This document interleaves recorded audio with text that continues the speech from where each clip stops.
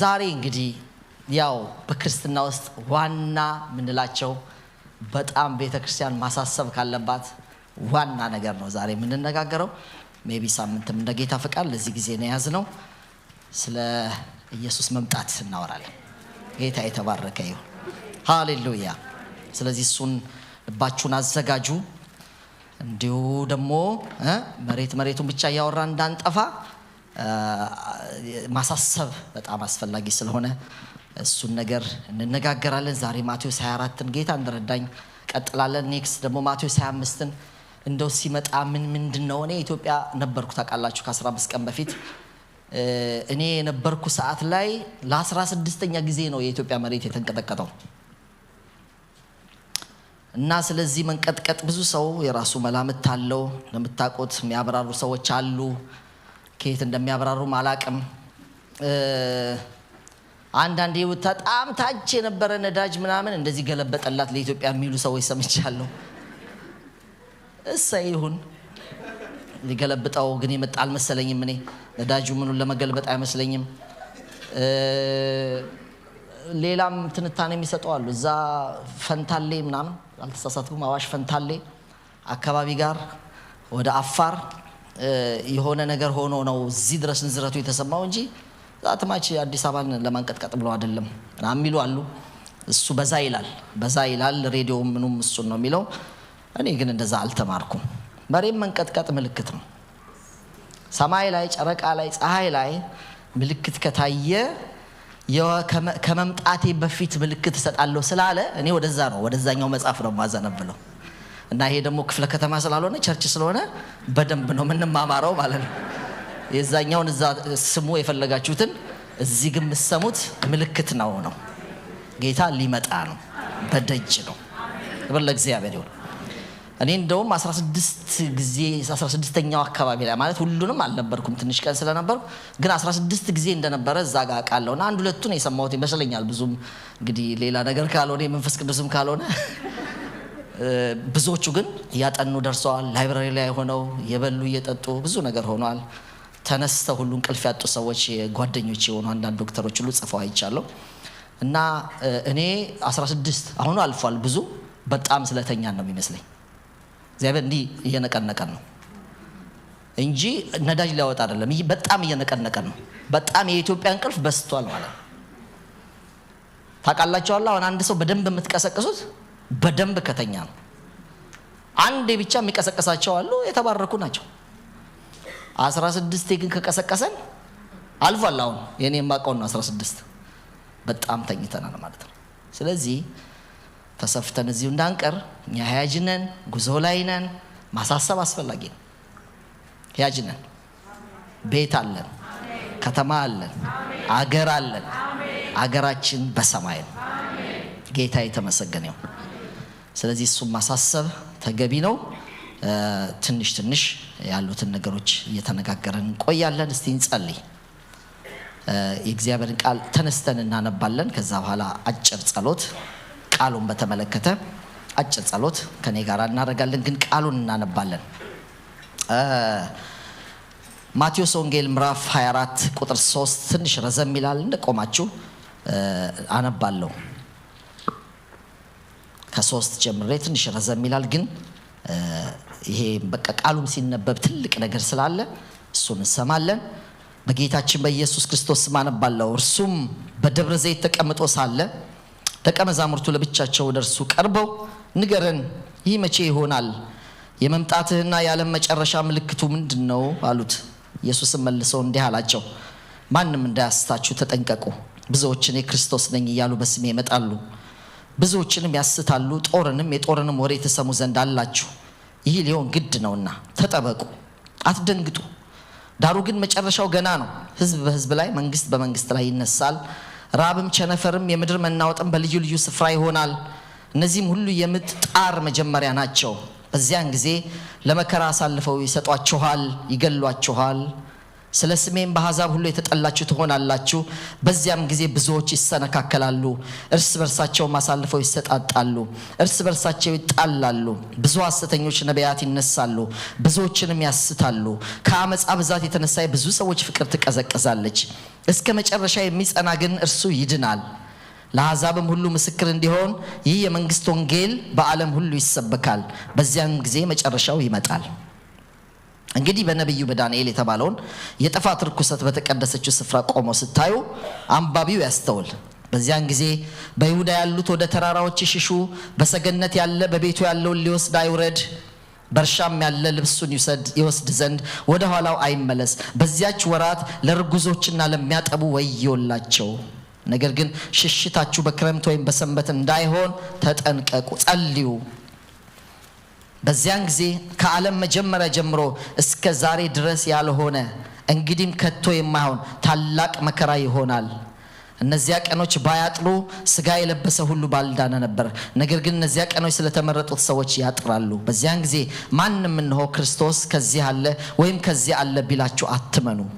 ሐሰተኞች ክርስቶሶች፣ ሐሰተኞች ነቢያት ይነሳሉና ቢቻላቸውስ የተመረጡትን እንኳን እስኪያስቱ ድረስ ታላላቅ ምልክትና ድንቅ ያሳያሉ።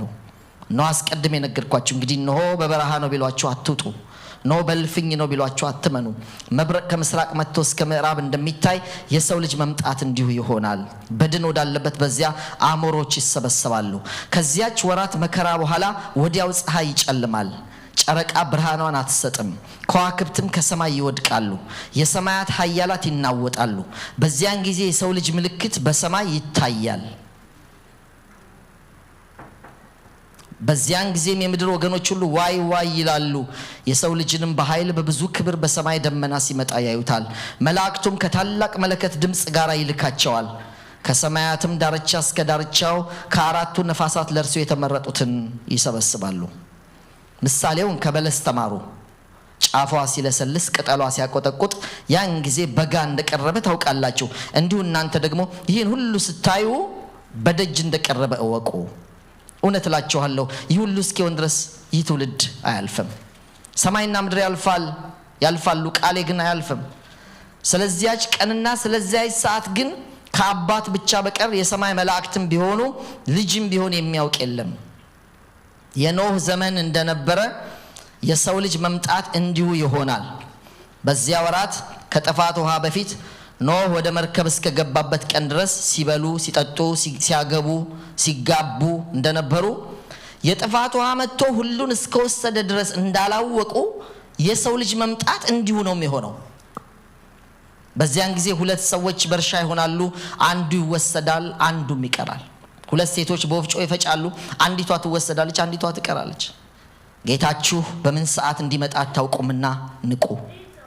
ያን ጊዜ ወቁ። ባለቤት ከሌሊት በየትኛው ክፍል ሌባ እንዲመጣ ቢያውቅ ኖሮ በነቃ፣ ቤቱም ሊቆፈር ባልተወ ነበረ። ስለዚህ እናንተ ደግሞ ተዘጋጅታችሁ ኑሩ፣ የሰው ልጅ በማታስቡበት ሰዓት ይመጣልና። እንኪያስ ምግባቸውን በጊዜው ይሰጣቸው ዘንድ ጌታው በቤተሰቦቹ ላይ የሾመው ታማኝና ልባም ባሪያ ማን ነው? ጌታው መጥቶ እንዲህ ሲያደርግ የሚያገኘው ያ ባሪያ ብፁዕ ነው። እውነት እላችኋለሁ ባለው ሁሉ ላይ ይሾመዋል። ያ ክፉ ባሪያ ግን ጌታ እስኪመጣ ይዘገያል ብሎ በልቡ ቢያስብ ባልንጀሮቹን ባሮቹን ሊመታ ቢጀምር ከሰካሮች ጋር ቢበላና ቢጠጣ የዚያም ባሪያ ጌታ ባልጠበቃት ቀን ባላወቃት ሰዓት ይመጣል፣ ከሁለት ይሰነጥቀዋል፣ እድሉን ከግብዞች ጋር ያደርግበታል። በዚያ ለቅሶና ጥርስ ማፋጨት ይሆናል ይላል። እግዚአብሔር ሆይ አንቃን፣ በቅዱሱ መንፈስህ አንቃን፣ በቅዱሱ መንፈስህ አንቃን። ብዙም ትንሽም የተኛን እንኖራለን። እግዚአብሔር ሆይ ስለመምጣትህ ብዙ እያሰብን አይደለም። ብዙ ማንቂያዎችህ ሰማይና ምድር ላይ ምልክት አሳያለሁ ብለሃል። ምልክቶችም እየታየ የተንቀጠቀጠም እኛ ሰበባችን ሌላ ሆኗል። አንተ በምድር ላይ ምልክት አደርጋለሁ፣ ሰማይ ላይ ምልክት አደርጋለሁ። ያን ጊዜ ልብ በሉ። ሰዎችም ክፉ ይሆናሉ፣ ፀሐይም ወደ ጨለማ ትሆናለች። ይሄንን ግርዶሽ እያልን እያለፍነው ነው። ጨረቃም ወደ ደም ትለወጣለች አልከው፣ ሌላ ትንታኔ እየሰጠን እያለፍነው ነው። ጌታ ሆይ አንተ እንድትረዳን፣ እንድታነቃን፣ ስለመምጣት ማሰብ እንድንጀምር እንድታግዘን እንጸልያለን። እግዚአብሔር አባቴ ሆይ ልጅህ የሚመጣበት ያ ቀን ያ ጊዜ ያ ሁኔታ በጣም ሰው የሚባንንበት ጊዜ እንዳልሆነ ደጋግመህ ነው ያሳሰብከን። አንዴ አደራ ሰጥቶ የሄደው ባሪያ ባልጠበቃት ቀን ጌታ ይመጣበታል፣ እሱ እየሰከረ እሱ እየደበደበ ይመጣበታል አልከን። ሌላው ምሳሌ ከኖህ ጋር የተገናኘ ነው። ኖህ ዘመን ላይ በቃ ምንም ይመጣል መሰላቸውም፣ እየበሉ እየጠጡ እያገቡ እየተጋቡ ነበር፣ በቃ በሰላም ነበር ይመሰላቸው። ግን ያልጠበቋት ጥፋት ድንገት መጣችባቸው። የጌታ መምጣት እንዲሁ ነው ተባለ። ሶስተኛ ስትደርብልን ባለቤት በየትኛው ሰዓት ሌባ ቤቱን እንደሚቆፍር እንደሚሰብር ቢያቅ ይነቃ ነበረ። ስሪም ነው ሌባ የሚመጣው፣ ስለዚህ ስሪ ላይ መንቃት አለብን ብሎ ቤተሰቡን በቃ ከሚጠብቀው ነገር ጋር ይዘጋጅ ነበር። ግን ሌባ በየትኛው ሰዓት እንደሚመጣ አይታወቅም። እንደውም ሌባ የሚመጣው በጣም ሲተኙ ነው። የኔ መምጣት እንደ ሌባ ነው አልከን። ከዚህ በላይ ምን ትለናለህ? ከዚህ በላይ ምን ትለናለህ? አንተ የምትመጣው ሰው ሁሉ በተዘናጋበት ሰዓት ነው። ምድራዊ ነገር በሚያግበሰብስበት ሁሉ ነገር በረሳበት ሰዓት ስለሆነ እባክን ዛሬ ይሄን ጉባኤ አንቃ። በተለያየ መንገድ የሚሰሙኝንም ሰዎች በጌታ በኢየሱስም ከእንቅልፍ መቀስቀስ ይሁንላቸው። ጌታ ሆይ ጊዜያችንን አንተ እንድትረከብ እኔ የምናገርበትን ጥበብ ማስተዋል ኃይል እንድትሰጠኝ እግዚአብሔር ሆይ ለወገኖችም ለኔም የምንሰማበትን ልብ እንድትሰጠን እግዚአብሔር ቅዱስ መንፈስ እንዲያገለግለን አሳልፌ እሰጥሃለሁ። ሁሉም ደግሞ ለስም ክብር ይሁን በጌታችን በኢየሱስ ስም አሜን። በኋላ ጊዜ ካለን ከምንቴ ጋራ ማራናታ ጌታ ማራናታ እንላለን። አሜን አሜን። ጌታ ኢየሱስ ሆይ ቶሎና እስቲ የምትሉ ሰዎች ሳላገባማ ብሎ እንዳትገስጹኝ፣ ሳልወልድም እንዳትገስጹኝ፣ መኪና ሳልገዛም በአገር ቤት ሳልሰራ ኖ ማራናታ ጌታ ኢየሱስ ቶሎና። እስቲ ጉባኤ ሁሉ ማራናታ ጌታ ኢየሱስ ሆይ ቶሎና። ሃሌሉያ። ይሄ ነው ጥሩ መንፈስ። እግዚአብሔር የተመሰገነ ይሁን። አንድ 5 ነጥቦችን ከዚሁ ውስጥ እንነጋገራለን። የምንነጋገርባቸው ነገሮች አንደኛው ጌታ ሲመጣ የነገረን ምልክት ምንድነው የሚሉትን ነገሮች እናነሳለን። ምልክቶቹ ላይ የመምጣቱ ምልክት ምንድነው ብሎ ከቁጥር 3 እስከ 14 ድረስ የነገረን ነገር አለ። ምልክቶቹን እናጠናለን ማለት ነው። ይሄኛው ምልክት ይቀራል ካላችሁ ቲክ ታረጋላችሁ፣ እንነጋገራለን። እግዚአብሔር የተመሰገነ። እኔም ያላየሁት ነገር ካለ እናንተ የተገለጠላችሁ ነገር ካለ ጥሩ ነው። እንደውም በቃ መምጣቱ ይዘገያል ማለት ነው። እንነጋገራለን። ቶሎ ሌላ ነገር እንሰራለን። ከቁጥር 2ኛው ደግሞ ከበድ ያለ መከራ እንደሚመጣ ተናግሯል። ከበድ ያለ ነው መከራው። አንድ ትንቢት የመጣበትን ጊዜ ያስታውሳለሁ። ስለሱ ሴትየዋ ትንቢት እየተናገረች ነበርና ጉባኤው ላይ በጣም ከባድ መከራ እየመጣ ነው፣ ጌታ እንደዚህ ነው የሚለኝ፣ እኔ ራሴ እንኳን አልችለውም። ሰምታችሁ ይሆናል። እኔ ፈራለሁ። አሁን ይሄ እንደ ቀልድ የሚነገር ነው ብላም ሊሆን ይችላል። ግን ጌታ ከዚህ በፊት ሆኖ ማያቅ ከዚህም በኋላ ማይሆን ታላቅ መከራ ይሆናል ያለው ራሱ ኢየሱስ ነው። ከባድ ነው ማለት ነው። አያችሁ፣ ሆኖ ማያቅ እዚህ በኋላ ማይሆን ምን ሊሆን ይችላል? ስለዚህ በጊዜ መሸሽ ጥሩ ነው። 3ኛውን እናነሳለን።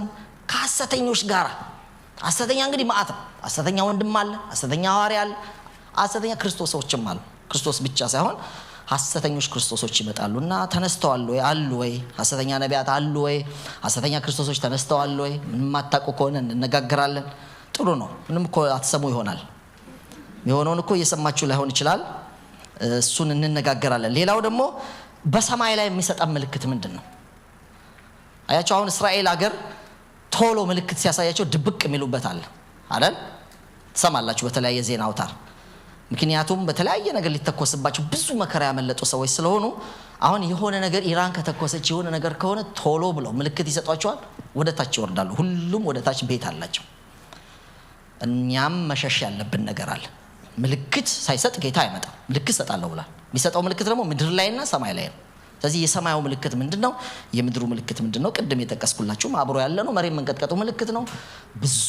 ብዙ መከራዎች ይሆናሉ። ሰዎችን በተመለከተ ሁሉም ነው የሚፈነዳዳው። በነገራችሁ ላይ መጨረሻ ላይ ምልክት የሚሰጠን ሰው ጋር ኤክስትራ ክፉ ይሆናል። ሰዎች የሆነ ነገር እንሆናለን ብቻ ሳይሆን ክርስቶስ ነን ሁሉ ይላሉ። ብዙ ነገር ነው በቃ የሚያምራቸው። ዝብርቅርቅ ያለ እብደት የሚለው ነገር ያኔ ነው እንግዲህ ብዙ መሬት ራሷ በቃ ቀጧን ታጣለች። ፀሐይ አካባቢ ላይ እንግዳ ነገር ይታያል። ጨረቃ አካባቢ እንግዳ ነገር ይታያል። ይሄ ሁሉ ሲሆን እናንተ ንቁ ነው፣ ከእንቅልፋችሁ ተነሱ ነው። እንዳልኳችሁ በጣም የመዘናጋት ጊዜ ነው ጌታ የሚመጣው። ከሌባ ጋር ነው ያመሳሰለው፣ ከኖህ ዘመን ጋር ነው ያመሳሰለው። በጣም ከባድ ነው ማለት ነው። አያችሁ፣ ይሄ ምንም ልትንቁት አትችሉም። አይ በደንብ ነው ብትሉ እንኳን ገና ገባላችኋለሁ። ማቴዎስ 25 መብራት ይዘው ከእንቅልፍ ተቀስቅሰው ነው በሉ ሙሽራው ሊመጣ ነው ተብሎ፣ ይሄ ሁሉ ወደፊት የሚሆን ነው እንጂ ይሆን አይደለም። እና ወደፊት የሚሆን ነገር ነው። ስለዚህ እኛው ጋር ነው የሚጠብቀን፣ በጣም መንቃት አለብን የሚለው እናነሳለን። ሌላው ከእስራኤል ጋር የተያያዘ ምልክት አለች በለሷ። ይሄ ትውልድ አያልፍም የሚለውም ነገር እንዲሁ ዝም ብሎ ዝብርቅርቅ አድርገን አናልፍም የሚባሉትን ነገሮች እንነጋገራለን። ከሱ ጋር የተያያዘ ነገር ስላለ መጨረሻ ላይ ተዘጋጅተን መኖር አለብን። በቃ ተዘጋጅተን መኖር አለብን። ምን እንዘጋጅ፣ ምን እናርግ የሚለውን ወደ መጨረሻ እናነሳለን። ሜቢ ኔክስት ዊክ እንደ ጌታ ፈቃድ። መጀመሪያ ከዚህ ከመጨረሻው ዘመን ጋር በተያያዘ መጽሐፍ ቅዱስ ማቴዎስ 24 25 እንደዚህ ብቻ ነው ወይስ ሌሎች ነገሮች ያሳሰቡን ጥቅሶች አሉ? ስለ መጨረሻው ዘመን ጌታ የነገረን ነገር አለ የሚለውን ነገር አንዳንድ ጥቅሶች ከተወሰኑ ቦታዎች ላይ ያሳያችሁ። እናንተ ከጻፋችሁም በቂ ነው። ካላችሁ አለዛ ቪዲዮንም ትሰማላችሁ። እንዲሁ ጥቅሶች መጽሐፍ ከቻላችሁ ግን እነዚህን ጥቅሶች ትጽፋላችሁ። ለምሳሌ ኢዩኤል ምዕራፍ 2 ቁጥር 29 ትንቢተ ኢዩኤል ማለት ነው። ምዕራፍ 2 ቁጥር 29 ላይ እንደዚህ ይላል፣ ደግሞም በዚያ ወራት በወንዶችና በሴቶች ባሪያዎች ላይ መንፈሴን አፈሳለሁ ይላል። እሰይ እግዚአብሔር ይመስገን። ያው እነዚህ ክፍሎች በጣም እንደምወዳቸው ታውቃላችሁ። መጨረሻው ዘመንን በተመለከተ አሁን በሷ አልነጋገርም እንጂ ብዙ ጊዜ የማደርገው መጨረሻ ዘመን ክፋትም ነው ያለው፣ መልካምም ነገር አለ። በጣም ብርሃኑ ወደሚደነቅ ብርሃንም ያልፋል። ጨለማ የምትሉት የክፉ ደግሞ አድጎ ድቅድቅ ጨለማ ነው የሚሆነው። ሁለቱም ነው የሚያድገው። ሰይጣንም ብሶበት ነው የሚመጣው። እንደውም አንዳንዱን አሳያቸዋለሁ ስዘጋጅ ያስኳቸው ጥቅሶች አሉ። ለምሳሌ ራእይ ምዕራፍ 12 ቁጥር 12 ላይ ጥቂት ቀን ሲቀረው ምንድነው የሚሆነው? ሰይጣን ነው ራሱ ጭራሽ ሌላ ሰይጣን ነው የሚሆነው ነው የሚለን ቃል። ብሶበት ነው የሚመጣው ይላል። ሰይጣን ብሶበት አውቃል ጆሲ ምን ማለት እንደሆነ? ሰይጣን ብሶበት ሳይቆጣ የሚያደርገውን ታውቀው የለ እንዴ? በታላቅ ቁጣ ይወርዳል ወየውላችሁ ነው መጽሐፍ ቅዱስ የሚለው። በባህርና በምድር ለምትኖሩ ወየው ነው የሚለው። ተቆጥቶም እንደሚሆን ስለሚታወቅ ነው። ምንድነው ግን ጥቂት ዘመን እንዳለው አውቀው ይላል። አያችሁ። ስለዚህ ብዙ ነገር ወደ እብደት ነው የሚሄደው። ሰይጣን ራሱ እብድ ነው፣ እንደገና ያብዳል። ምድር በቃ እንደዚህ አሁን መፈነዳዳታውን ተጀምራለች። ጨረቃ ላይ ኖርማል አይደለም የምታዩት። ብዙ ነገር ኖርማል አይደለም የሚታየው። ጢሞቴዎስ ላይ ምን ይላል? ምዕራፍ 3 ላይ ብዙ ነገር ኖርማል አይደለም። ፍቅር ይቀዘቅዛል፣ ብዙዎች ክፉ ይሆናሉ፣ አሳልፈው ይሰጣጣል። ከኖርማል ይወጣል ማለት ነው። ምድሩ ከኖርማል ይወጣል፣ ሰው ከኖርማል ይወጣል፣ ሰይጣን ከኖርማል ይወጣል። ሰይጣን ኖርማልም አይደለም መጀመሪያ። ያን ጊዜ እኔ ዝም ብዬ እንዳልመጣ ብዬ ነው ንቁ ነው አባታችን ያለ። ዝም ብዬ እንዳልመጣ ብዬ ነው፣ ጉድ እንዳይፈላባችሁ ነው፣ እንደ ሌባ ገብቼ ከምትዘረፉ ያን ጊዜ ባካችሁ ንቁ ነው። አያቸው የኢትዮጵያ መሬት አንቂ እንደሆነ አንቂ ነው። እግዚአብሔር የተመሰገነ ይሁን። ታላቁና ይላል ቁጥር 31 ላይ የሚያስፈራው የእግዚአብሔር ቀን ሳይመጣ ፀሐይ ወደ ጨለማ ጨረቃም ወደ ደም ይለወጣል ይላል። ይሄ ዩኤል ላይ የተጻፈ ነው። ስለዚህ ጨረቃ ደፎር ብለድ ሙን ምናምን መጽሐፎች አሉ ታውቃላችሁ። አንዳንድ ሰዎች እዚህ አገር ያሉ ሰዎች የጻፏቸው አንዳንድ ሰዎች ነቅተዋል። እኔም ከ2014 ጀምሮ ታቆ ይሆናል በጣም እከታተላለሁ። 14 15 ላይ የመጣውበት ጊዜዎች ነው። ጨረቃዎች 4 ጊዜ ያውም ደግሞ የአይሁድ በዓል ጊዜ ነበር ደም እየለበሱ ይወጡ የነበሩት። ከዛ አይሲስ የሚባል ግሩፕ አይታችኋል። ዓለሙን ሁሉ ደም በደም ያደረገበት እስራኤል ምስቅልቅሏ ሲወጣ ጨረቃ ከእስራኤል ጋር የተገናኘ ፀሐይ ከዓለም ጋር የተገናኘ ነው። ይሄ እንግዲህ ወደፊት እንነጋገራለን። ምልክቶች ናቸው እንጂ ዝም ብሎ ግርዶሽ ነው ትን ነው ያልን መነጽር ያዙና ውጡ ምናምን የሚለውን የዲሲ ማብራሪያ እየሰማን ችግር ውስጥ እንወድቃለን። እግዚአብሔር ሌላ ነው የሚለው። ምክንያቱም ገና ፍጥረታቸው ቀን ጄኔሲስ 1 ቁጥር 14 ላይ ዘፍጥረት ላይ ምንድነው የሚለን? ብርሃናትን በሰማይ አደረገ፣ ሌሊት እንዲያበራ ጨረቃን፣ ቀን እንዲያበራ ፀሐይን፣ ደሞ ከዋክብቶችን አደረገ ይልና ለወራት ለዓመታት ለምልክቶች ይላል። ስለ ምልክቶች በሉ ለምልክቶች። ፀሐይ ጋር ለምልክትም ነው ለማብራት ብቻ አይደለም። ወደፊት ስመጣ ይሄንን ምልክት ማረገው እዛ አካባቢ ነው ማለቱ ነው። ገና ፍጥረታቸው ቀን ለምልክት ነው ያደረገው ይላል ቁጥር 14 ዘፍጥረት ላይ ሲታዩ። ስለዚህ በኢዮኤል ላይ የተጻፈው ታላቁና የሚያስፈራ እግዚአብሔር ቀን ሳይመጣ ፀሐይ ወደ ጨለማ ጨረቃ ወደ ደም ይለወጣል። እንዲህም ይሆናል የእግዚአብሔርን ስም የሚጠራ ሁሉ ይድናል። እግዚአብሔርም አንዴ ተናገረ፣ በጽዮን ተራራና በኢየሩሳሌም መድኃኒት ይገኛል፣ ደግሞም እግዚአብሔር የጠራቸው የምስራች የሚሰበክላቸው ይገኛሉ ይላል። አሜን፣ ክብር ለእግዚአብሔር ይሁን። በተሰሎንቄ ምዕራፍ 5 ቁጥር 1 አንደኛ ተሰሎንቄ ምዕራፍ 5 ቁጥር 1 ወንድሞች ሆይ ስለ ዘመናትና ስለ ወራት ማንም እንዲጽፍላችሁ አያስፈልጋችሁ። የጌታ ቀን ሌባ በሌሊት እንደሚመጣ እንዲሁ ይመጣ ዘንድ ራሳችሁ አጥብቃችሁ አውቃችኋል። ይሄን ጻፊ ማን ነው? የተሰሎንቄ ጻፊ ሐዋርያ ጳውሎስ ጌታ በሌሊት ነው የምመጣው እንደ ሌባ ነው የምመጣው ያለበትን ማቴዎስ ላይ የተጻፈውን ቃል በሰበከበት ጊዜ ነበረ? የለም። ኧረ የለም፣ ተቃዋሚ ነበር እሱ። ጌታ ኢየሱስ ካረገ ወይም ከስቅለቱ ከ9 ዓመት በኋላ ነው ሄዳ ነው። ከ7 እስከ 9 ያስቀምጡታል የመጽሐፍ ቅዱስ አዋቂዎች። የለም፣ እሱ ያኔ ተቃዋሚ ነው። ታዲያ ራሳቸው አውቃቸዋል እኔ የምመጣው በሌባ ነው ያለውን ጌታም ሰምቶ ሃሌሉያ የጌታ መምጣት በጣም ሰው በተዘናጋበት እንደሆነ ስለሰማ የተሰሎንቄን ሰዎች ያሳስባቸዋል። የጌታ ቀን ሌባ በሌሊት እንደሚመጣ እንዲሁ ይመጣ ዘንድ ራሳቸው አጥብቃቸው አውቃቸዋል። ሰላም ነው፣ ሰምታችኋል እናንተ አዲስ ልደቶች። በመቼ ነው የሚመጣው? በሌሊት ነው የሚመጣው። እንዴት ነው የሚመጣው? ለሌባ ነው የሚመጣው። ሰላምና ደህንነት ነው ሲሉ ቁጥር 3 ያን ጊዜ ምጥ እርጉዝን እንደሚይዛት ጥፋት በድንገት ይመጣባቸዋል፣ ከቶም አያመልጡ። እናንተ ግን ወንድሞች ሆይ ቀኑ እንደ ሌባ ይደርስባችሁ ዘንድ በጨለማ አይደላችሁም ይላል። ክብር ለእግዚአብሔር ይሁን። ካልሆንን እሰይ። የሌላ የማርቆሱ ላይ እዚሁ ከማቴዎስም ጋር የተገናኘ ነው። ቁጥር 34 ቤቱን ትቶ ወደ ሌላ ሀገር እንደሄደ ሰው ነው ለባልንጀሮቹ ስልጣን ለእያንዳንዳቸው ስራውን ሰጥቶ በረኛውን እንዲተጋ አዘዘ። እዚህ ማቴዎስ 24ም ቀድማ አንብቤዋለሁ። እንግዲህ በማታ ቢሆን ወይም በኩለ ሌሊት ወይም ዶሮ ቢጮህ ወይም በማለዳ ቢሆን ባለቤቱ መቼ እንደሚመጣ አታውቁም። በማታ አከፋፍሎ ሄደ፣ ከዛ አደራችሁ ብሎ ነው ሄደው።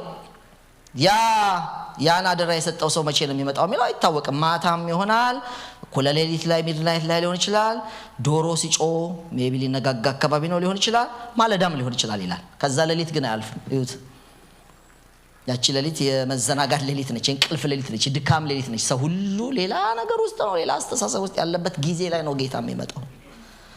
ባለቤቱ መቼ እንዲመጣ አታውቁምና ድንገት ቁጥር 36 ድንገት መጥቶ ተኝታችሁ እንዳያገኛችሁ ስለዚህ ትጉ። ለእናንተም የምነግራችሁ ለሁሉ እላለሁ ትጉ ይላል። ቁጥር 37 ደግሞ ይሄ መምጣቱ ልክ እንደመወለዱ ነው። በነገራችሁ ላይ የመወለዱ እንደዚህ እንደመምጣቱ ማሳሰቢያ አልተሰጠም። እንደው ከድንግል ትጸንሳለች ወንድ ልጅ ትወልዳለች ኢሳይያስ 7:14 ታገኛላችሁ ከሴ ቤት ግንድ አስነሳለሁ። ይሄ ማስፈራሪያ አልነበረው። ግን ማስፈራሪያ ያልነበረው የመወለዱ ዘመን እንኳን ብዙ ሰው እንቅልፍ ውስጥ ነበር። አሁን መጣና የተወለደ ሰዓት ላይ አጠገብ ካሉት ሰዎች ይልቅ መጽሐፉን ከሚያነቡ መምጣቱን ከሚያውቁ ከሚጠባበቁ ሰዎች ከእስራኤላውያኖች ይልቅ በፍጹም ሀገራቸው ያልሆኑ ሰዎች፣ የሩቅ ምስራቅ ሰዎች፣ የኢራን ምናምን ሰዎች፣ አረቦች በተለይ 3 ሰዎች ታስታውሳላችሁ ኮከብ አይተው አንድ የሆነ እንግዳ ኮከብ ቀደም እንደምላችሁ ጨረቃ ላይ ፀሐይ ላይ ይታያል። እንግዳ ነገር ሰማይ ላይ የሆነ ነገር ሊሆን ሲል ይታያል እና ያንን ኮከብ አይተው አስትሮኖመርስ ስለሆኑ የሆነ ነገር ማለት የኮከብ ቆጣሪዎች የሚገባቸው ነገር አለ። ሰዓትን የሚያዩት በዛ ነው፣ ብዙ ነገር የሚያዩት እንዛ ነው። አደጋም ሊመጣ ሲል ብዙ ነገር ከተፈጥሮ ነው የሚማሩት፣ እግዚአብሔር እዛ ላይ ስለሚሰጥ ማለት ነው። ከሚበቅለው ከፈጠረው ፍጥረት ነው ታውቃላችሁ ምልክት የሚሰጠው። እና እኚህ ሰዎች አንድ ለየት ያለ ኮከብ አዩና ይሄ ኮከብ የሚወጣው አሉ አንድ የሆነ ንጉስ ሲወለድ ነው፣ አንድ የሆነ አደገኛ ሰው ምን ተወልዷል፣ እስቲ እንከተል ብለው ኮከቡን እየተከተሉ ሲመጡ እስራኤል ምድር ደረሱ። አገሩን አያውቁም። እስራኤል ምድር ደረሱና ያው እንግዲህ ኮከቡ የንጉስ አወላለድ ስለሆነ የጥፋት ሲሆን እየነገርኳቸው ነው። ያወላለድ ደሞ አለ አንድ አደገኛ ነገር ሲሆን አለና በዚህ ምክንያት ለበረከት የመጣ ስለነበረ ቤተ መንግስት ገቡና ከየት የመጣችሁት አለ። ከዚህ አገር ምን ለምን መጣችሁ? ምንድን ፈለጋችሁ? ከመንግስታችሁ ተልካችሁ? ኧረ አይደለም። እኛ ኮከብ ቆጣሪ ነን። በኮከብ የምንረዳው ነገር አለን። አንድ የሆነ አዲስ ኮከብ አየን። እሱ ሲሆን ደግሞ እኛ በልምዳችን አዲስ ንጉስ ተወልዷል ማለት ነው። እዚህ ነው ያለው። ያ ንጉስ ለየት ያለ ንጉስ ነው። ለየት ያለ ኔቸር ያለው። ስለዚህ ንጉስ ብሎ ደነገጠ ይላል መጽሐፍ ቅዱስ። ምክንያቱም ንጉስ እሱ ነው።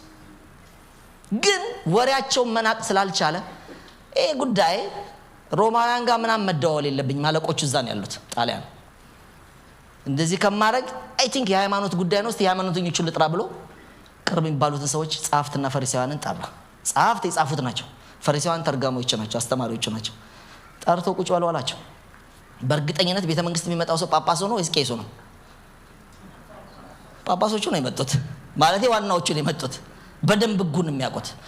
እና ንጉስ ያው ሲቀመጥ ያለውን ወቅት ተከትለው ተቀመጡና እነዚህ ሰዎች ከሩቅ ምስራቅ ነው የመጡት። ንጉስ ተወለደ ምናምን የሚል ነገር ነው የሚያወሩት። እናንተ የምታውቁት ነገር አለ ሲላቸው አዎ አሉ። መጽሐፍ አላቸው?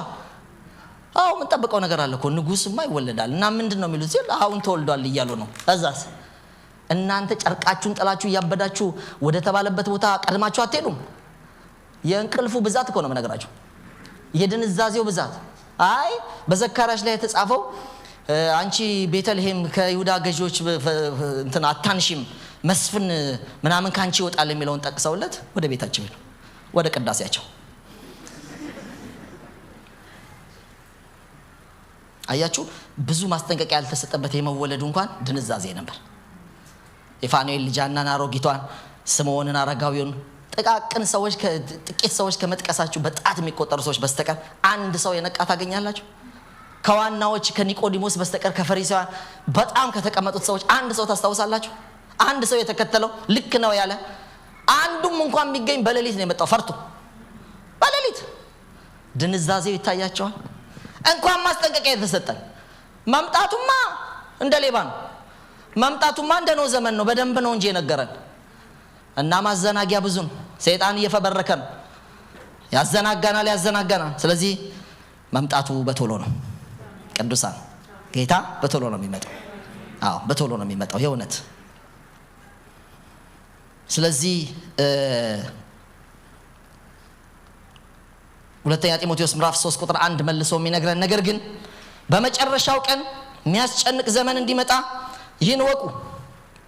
ሰዎች ራሳቸውን የሚወዱ ይሆናሉ፣ ገንዘብን የሚወዱ፣ ትምክተኞች፣ ትዕቢተኞች፣ ተሳዳቢዎች፣ ለወላጆቻቸው የማይታዘዙ፣ የማያመሰግኑ፣ ቅድስና የሌላቸው፣ ፍቅር የሌላቸው፣ እርቅ የማይሰሙ፣ ሐሜተኞች፣ ራሳቸውን የማይገዙ፣ ጨካኞች፣ መልካም የሆነውን የማይወዱ፣ ክፉ ብቻ ነው በቃ እነሱ በቃ ደስ የሚላቸው ክፋት ማድረግ ነው። መልካም የሆነውን የማይወዱ ይሆናሉ። የአምልኮ መልክ አላቸው፣ ሽብሸባው አለ፣ ከበሮ አለ፣ ጊታሩ አለ፣ ህይወት የለም። የአምልኮ መልክ አላቸው፣ ኃይሉን ግን ክደዋል። ከነዚህ ደግሞ ራቅ ይላል። ይሄ መቼ ምልክት ነው? በመጨረሻ ዘመን የሚሆነው ሰው ላይ የጨረቃው እንደምናጠና፣ የፀሐዩ እንደምናጠና፣ የመሬቱ እንደምናጠና ሰውም እንዲሁ ነው ከልክ ያልፋል። ምን ነካቸው ስትሉ የመጨረሻው ዘመን ነው እያለን ያለው። እግዚአብሔር ይጠብቃል እንዳንሆን ወደዛ። ሌላ ማባነኛችን ሁለተኛ ጴጥሮስ ምዕራፍ 3 ቁጥር 3 ነው። በመጨረሻው ዘመን አለ ጴጥሮስ ደግሞ እንደ ራሳቸው ምኞት የሚመላለሱ ዘባቾች በመዘበት እንዲመጡ ይህን በፊት ወቁ። እንዴት ነው የሚዘብቱት? መዘበት ስሙ፣ ወክ ነው የሚያደርጉት። ቁጥር 4 እንዴት እንደሚቀልዱ ይናገራል። እነሱ የመምጣቱ የተስፋ ቃል ወዴት ነው? አባቶች ከሞቱበት ጊዜ ከፍጥረት መጀመሪያ ይዞ ሁሉ እንዳለ ያለ ነው። መምጣት እናንተ ነው የምትለፈልፉት ይላሉ። ሲልቨር ስፕሪንግኛም ገጥሞናል። ምንም እንደለፈለፋችሁ ነው፣ ምንም የመጣ ነገር የለም አለን አንድ ፈረንጅ። እንዳሉን ነው አለ። ቁጥር 6 በዚህ ምክንያት ያን ጊዜ የነበረ ዓለም በውሃ ሰጥሞ ጠፋ። አያችሁ፣ ሰማያት ከጥንት ጀምሮ ምድርን በእግዚአብሔር ቃል ከውሃ ተጋጥማ በውሃ መካከል እንደነበሩ ወዲያው አያስተውሉም። በዚህ ምክንያት ያን ጊዜ የነበረ ዓለም በውሃ ሰጥሞ ጠፋ። የመምጣቱ የተስፋ ቃል ያለም ይወለዳል፣ ተወልዷል፣ ይመጣል። ሁሉም እውነት ነበር። ይሄ ይሰቀላል፣ ተፈጽሟል። ይነሳል ተፈጽሟል። በሶስተኛው ቀን ነበር እንደ ቃሉ ሆኗል። ይመጣል ከመካከላችሁ ከሄድ ዘር ከይሁዳ ዘር ከዳዊት ዘር እንደዛው ነው የተፈጸመው። እንደዛው ይመጣል ውሸት ሊሆን አይችልም። ይመጣል መድኃኒታችን በቅርብ ይመጣል። አሜን ማራናታ ጌታ የተባረከ ይሁን። አንድ ጥቅስ ልጨምርላችሁ። አንደኛ ጢሞቴዎስ ምዕራፍ 4 ከ1 እስከ 2 መንፈስ ግን በግልጥ በኋለኞች ዘመናት ይሄ የመጨረሻው ዘመን ነው። በኋለኞች ዘመናት የመጨረሻው ላይ አንዳንዶች የሚያስቱ መናፍስትንና በውሸተኞች ግብዝነት የተሰጠውን የአጋንንትን ትምህርት እያደመጡ ሃይማኖትን ይክዳሉ ይላል። በገዛ ሕሊናቸው እንደሚቃጠሉ ደንዝዘው ይላል። ሌላውን እናንተ ታነባላችሁ ከ1 እስከ 2 ወገኖቼ። እነዚህ ሁሉ የሚያሳዩን በመጨረሻ ዘመን የሰው ልክ ምንድነው? የምድር ልክ ምንድነው የሚሆነው? ሰማይ ላይ ምንድነው የሚሆነው? ምንድነው ሃይማኖት አካባቢ የሚሆነው? እምነት አካባቢ የሚሆነው የሚለውን ነገር በብዙ ነው እያስረዳን ያለው። የዓለም መልክ በጣም በንቃት የምታሳስብ ዓለም አይደለም የሚገጥመን።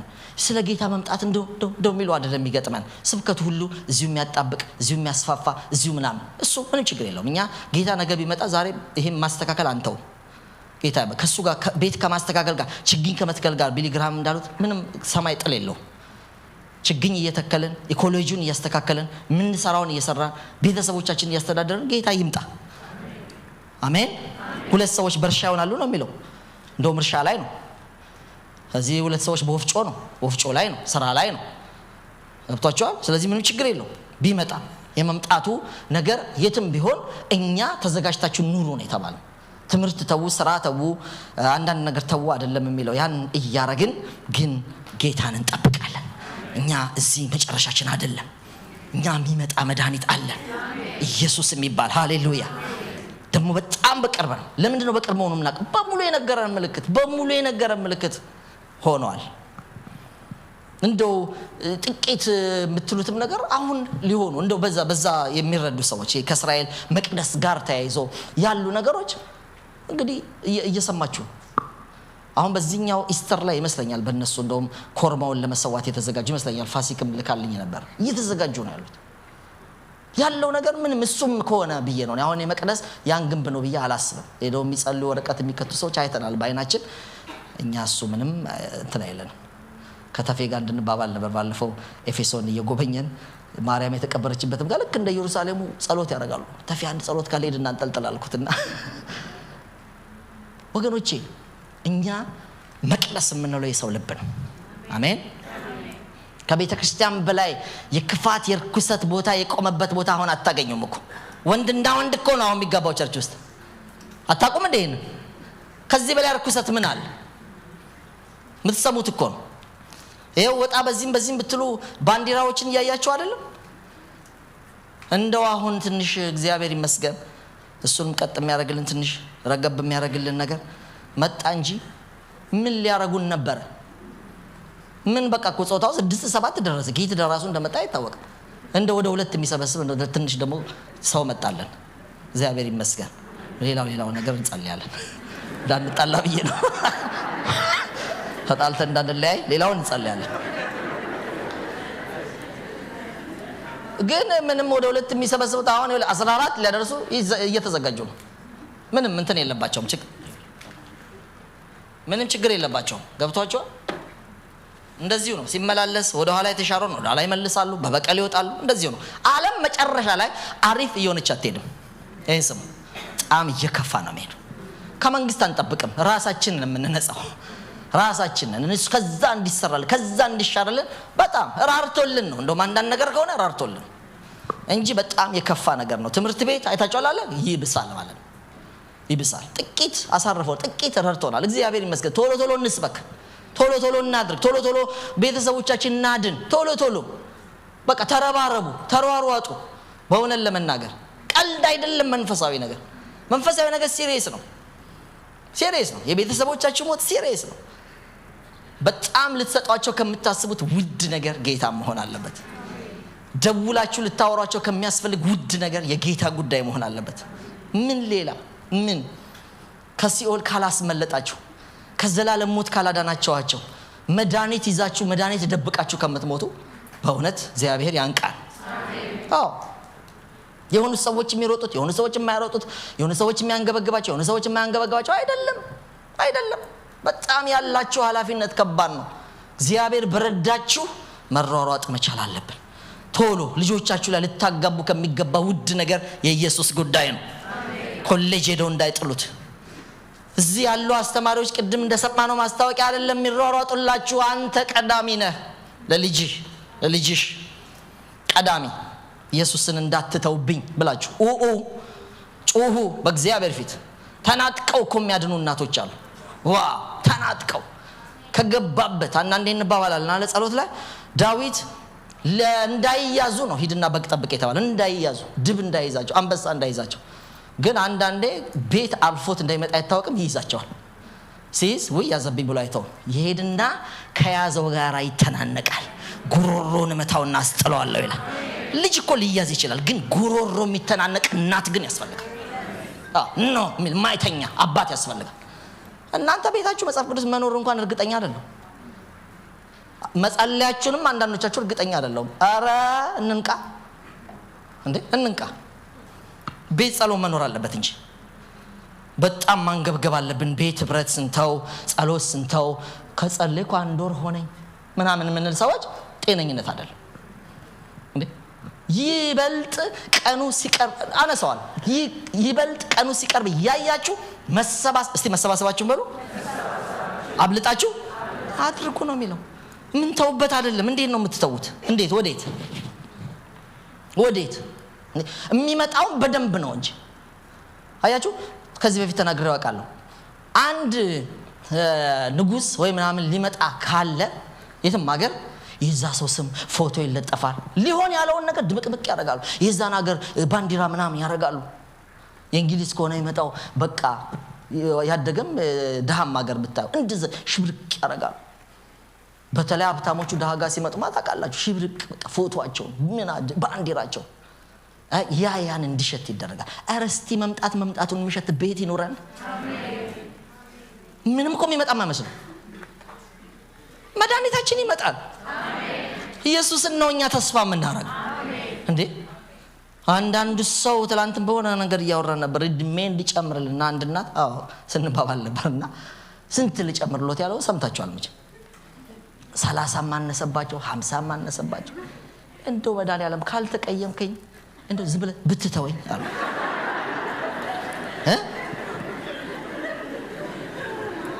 እዚሁ ስዕል እያሳዩን እዚህ ጋር ነው ምናምን ምድር የሚያሳምሩ ሰዎች አሉ። እኔ አንዱን አልኩት የጆቫ ነገር ነው። አንተ አዋራ ላይ ኑር፣ እኔ መሄድ ነው የምፈልገው አልኩት። በእውነት ሂድ እዛ ኑር ከፈለክ። እዚሁ ማደማመቅ አይደለም። እኛ የተሰራ መንግስት አለ፣ የሚመጣ መድኃኒት አለ። ለስራ ነው ያለነው፣ በጣም ለስራ ነው ያለነው። ጴጥሮስ እኮ የዘገየው እንኳን ለምንድን ነው ካላችሁ አሁን ሞክ የሚያደርጉት ሰዎች የዘገየው ግን ብሏል ስለ መዳናችሁ ነው አለ። ወዶ ስለ መዳናችሁ። ምክንያቱም አሁን ሰሞኑን እንኳን ጌታን ያገኘዋል። አሁን እኛ ዓርብ ዕለት 4 ሰዎች ጌታን ተቀብለዋል በተለያየ ጣቢያ። እግዚአብሔር ይመስገን። አሁን ኤስኤምቲ ላይ ገብቼ ሰነግራቸው ነበር። አንዴ ብትወጡ 11 ሰው አፍሰው መጡ። በእውነት ነው የምነግራችሁ። ከመመረቃችሁ በፊት ወንጌል ውጡ ተባሉና እነ ዶክተር ኢዮብ አነሳስተዋቸው ወጡ ማለት ነው። 20 ምናምን ይሆናሉ። እንትኑን አይቼዋለሁ ዘገባውን። 11 ሰው አድነው መጡ። ሁለቴ ብትወጡማ ጉድ ነው የምትሰሩት አልኳቸው። ሁሌ ብታረጉትማ አልኳቸው። አረ ሁሌ ነው መውጣት ያለብን። በእውነት ነው የምነግራችሁ። አሁን 30 ምናምን እንሆናለን። ቅርብ ጊዜ 9 ሰዎች ራሳችሁን ሰጣችሁናል። ላስት ቅዳሜ ብዙ ሰዎች ጥሪ ጠርተን እንግዲህ 9 ሰው ነው የተገኘው። አዲሶቹ ማለት ነው። 20 ምናምን አብረውን የሚሰሩ ሰዎች አሉ። እግዚአብሔር ይባርካቸው። የት ናችሁ ሌሎቻችሁ? እሺ እዚህ አትምጡ። ቤተሰባችሁ ላይ ስሩ። ስለ ወንድሞቻችሁ ልፉ። አስጥሉ እናቶቻችሁን። የአንድ የምንወደው ወንድማችን እዚህ የሚያገለግለን አሁንም ነበር። በቃ ጆሲ የጧት ደወለና ባክህ ማዘሩ ጋር በቃ በጣም የመጨረሻ ዶክተሮች ተስፋ አስቆርጠዋቸው ምናምን አለኝ። እንሄዳለን አልኩት። እዚህ ተቀጣጣለን፣ ካርፑል አድርገን ሄድን። እዛም ደግሞ በእግዚአብሔር ይባርካቸው የቸርቻችን ወጣቶች ነበሩ። ልብቻቸው ሻይ አፍልተው ሚስጥር ላውጣ ሳምቡሳ ሙሉ ነበሩ፣ እየበሉ ነበር። እኔን ስለሚፈትነኝ ነውና ጮርናቂው እና ቀጥታ እንደመጣ እኔ ልነግራችኋችን ጠዋት እሱ ከሱ ከደወለልኝ ጀምሮ ልቤ እየተቃጠለ ነው። ምክንያቱም ልጁ ሁሌ ነው እዚህ የሚያለቅሰው ለእናቴ። እኔ ሌላው አይደለም ይላል፣ የጌታ እንድትሆንልኝ ይላል። ተቃዋሚ ቤተሰብ ነው ቤተሰቡ። ወገኖቼ እነሱን አንዳንዴ ጨብጬ አስታውሳለሁ። ማዘርጋ ሶፋ ጋር ተቀመጥኩኝ። በቃ አወራው ጌታ ልባቸውን ከፈተ። ጨረሻ ጆሲ እና አልኩትና ከወጣቶች ተንበርክከን ጌታ ተቀበሉ። ጌታ የተባረከ ብላችሁ ምንድነው ከዚህ በላይ ምን አለ? ወረፋ ነው እኮ ሁላችን ሞት ምናምን እኮ ወረፋ እኮ ነው። ኢየሱስን ለወላጆቻችሁ ተደሰተ ልጁ በቃ ምን ይቀርዋል? እኔ ማንም ቤተሰብ ያሆን ይቀርበው ብሎ ኢየሱስን ካገኙ አረ ይገላገሉ። ምን ይሰራሉ? ወዳጄ ነው የምነግራችሁ። ደሞ ምን የሚጠበቅ መልካም ነገር አለና ነው ደሞ ሰውን እንዳትሞት ብላችሁ ድሜ ኪኒን የምትውጡት? ዋይ በጣም ስለ ሰማይ ተንሻፈፈ ነገር ስለገባብን እኮ ነው። እያለን ሞት ላይ በጌታ የሆነ ሰው ሲሞት በቃ እንትን ውስጥ ካልገባው ለቀቁት። አንዱን በቃ ይሁን ግባ አሉት በኢየሱስ ብሎት። ምንድነው እንደዚህ ያዙ ይልቀቁኝ? እንደተጎዳ ሰው በእውነት ነው የምነግራችሁ። እንደተጎዳ ሰው የጌታ ሰው በጣም እኮ እዚህ ተሰፍተን እዚህ ነው እንጂ የምትሰሙት ቤት ገብታችሁ እኮ የማን ቻናል እኮ እናውቃለን እኮ። አንዱ እንግዶች ሊጠይቁት መጡ። የነገሩኝ ወንድሞች በጣም ወዳቸዋሉና ማሙሽ የቤቱን የቅድስና ቤት ለማስመሰል ነውና ማሙሽ እኛ ቤት ዘፈን ሲከፈት ዘፈን ሲመጣ በቴሌቪዥን ምንድነው የሚደረገው? ቀንሰን እንሰማለን አለ። አዋረዳቸው። ቀንሳችሁ እየሰማችሁ ነው አንዳንዴ።